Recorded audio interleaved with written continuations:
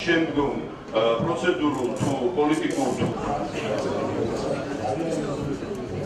ინტერფრაქციულმა ჯგუფმა წამოაყენა საკითხები, რომელიც ითვალისწინებდა ყველა კომისიის თავმჯდომარის გადაყენების საკითხს.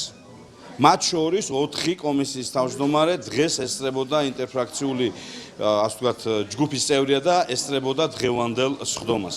ჩვენი მთავარი მიზანი იყო, რომ პირველი დავიწყოთ კონსულტაციების წინ მართლაც თეთრი ფურცლიდან და ჩვენ გვაქვს, ამის შესაძლებლობა, რომ 26-მდე უკვე დავსწრეთ, ერთად გავიაროთ თუ ვინ შეიძლება გახდეს მომავალში საკრებულოს კომისიის ხელმძღვანელები და მეორეს მხრივ ახალი პოლიტიკური რეალობა ითვალისწინებს იმას, რომ მოხდეს თვითონ საკუთრივ კომისიების რეორგანიზაციაც.